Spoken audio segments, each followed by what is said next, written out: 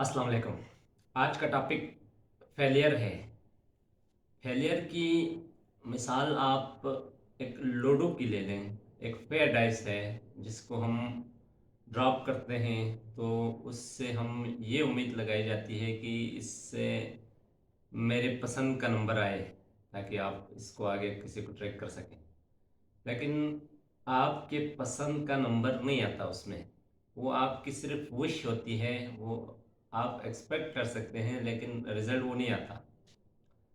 लेकिन इसके बावजूद भी वो पोजीशन आपको वो गेम जीतने या हारने में इतना ज़्यादा मैटर नहीं करता। तो नाकामी भी यही है। ज़िंदगी में नाकामी कुछ और है, एक स्पॉट पर एक पोजीशन पर हार जाना कोई और मसला है। इस फेलियर को मैनेज करने के लिए आप अपने जहन को समझाते रहें, क्योंकि कामयाबी का रेशो इतना ज़्यादा नहीं होता। किसी भी एक्सपोजर में नाकामी का ज़्यादा होता है, कामयाबी का इतना नहीं होता। एटलीस्ट आपने फेल ही होना होता है। वो हम अपने आप को समझाते हुए या उसको सोचते हुए थोड़ा सा डर जाते हैं, क्योंकि बाहर मौजूद कंपिटिटर्स और हमारे सराउंडिंग में मौजूद और भी लोग होते हैं जो इस एक्सपोजर को कर रहे होते हैं। उनको देख के हम ओवर मोटिवेटेड हो जाते हैं। जब ओवर मोटिवेशन हो जाती है तो फिर हम अपने उस नेगेटिव साइड को सोचते हुए थोड़ा सा डर जाते हैं, जिसकी वजह से वो हमारे कंसिड्रेशन में नहीं रहता। इस तरह हम जब ये कंसिड्रेशन में नहीं रहता तो आप जब रिजल्ट का टाइम आता है और आपको पता चलता है कि आप फेल हो गए, तो आप इसको बहुत ज़्यादा दिल पर ले लेते हैं। फिर आपकी बाकी भी जो परेशानियां हैं वो भी इसी के साथ मिलाकर आप अपने आप को मज़ीद गिरा लेते हैं। हालांकि वो एक छोटा सा स्पॉट होता है, इस चीज़ को मैनेज करने की ज़रूरत होती है। कामयाबी खुद ही आ जाती है, नाकामी को मैनेज करना पड़ता है। इसलिए आप अपने आप को समझा के रखें कि होना तो मैंने फेल ही है, चलो ये भी कर लेते हैं, एक दफ़ा करके देखने में क्या है। आप जाके वो एक्सपोजर कर लेते हैं। तो इस तरह आप ज़्यादा हर्ट नहीं होंगे। जब ज़्यादा हर्ट नहीं होंगे तो आप अपने प्लान के मुताबिक चलते रहेंगे। जिस दिन कामयाबी मिलनी है मिल जाएंगे बस।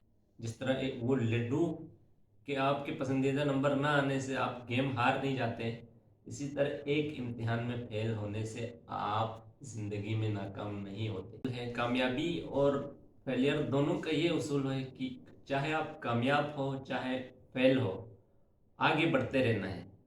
अगर फेल हो गया तो आपने उस एक्सपीरियंस को एक्सपीरियंस बना के अपने आप को आगे लेके जाना है। अगर पास हो गया तो भी उसके भी असरात देर पा नहीं रहते, वो भी आहिस्ता आहिस्ता कम होता है। जिस तरह आप मीठे के एक बाइट लेते हैं तो वो बाइट आपके मुंह में आहिस्ता आहिस्ता आहिस्ता आपको पिघल के ख़त्म हो जाती है, आप फिर मेन स्ट्रीम पे आ जाते हैं।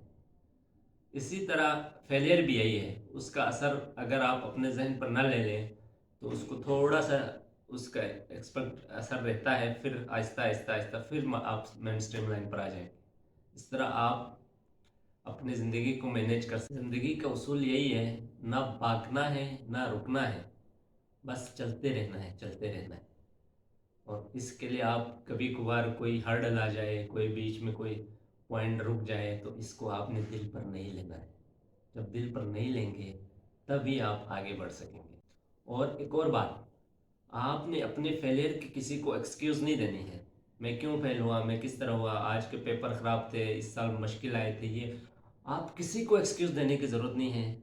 आप अपने काम से काम रखें, इंशाल्लाह आप बहुत आगे चले जाएंगे। सक्सेस की एक चाहत है कुछ ज़्यादा होती है, क्योंकि ज़ाहिर बात है आपके कंपटीटर्स हैं बहुत ज़्यादा होते हैं। वो सारे एक चीज़ को स्ट्रगल कर रहे होते हैं, तो आप में भी वो तड़प होती है। सक्सेस पे आप ना जाएं। सक्सेस जैसे ही सक्सेस मिलते हैं आप कंफर्ट जोन में आ जाते हैं। फिर आपसे पिछले जो फेल हो गए थे वो आपसे आगे चले जाएंगे, आप एक सक्सेस को लेकर बैठ जाएंगे। अब ये चीज़ें जहन में रख लें, क्योंकि फेलियर को मैनेज करने के लिए ये चीज़ें जहन में रखना बहुत ज़रूरी है। समझदारी यही है कि हर किसी को देख के मोटिवेट ना हो जाएगा। आप जहन में ये रख लें कि अगर मैं गिर कर ज़ीरो से नीचे माइनस में भी चला जाऊं तो भी मैंने उठना है और आगे बढ़ के ही दिखाना है। Thank you.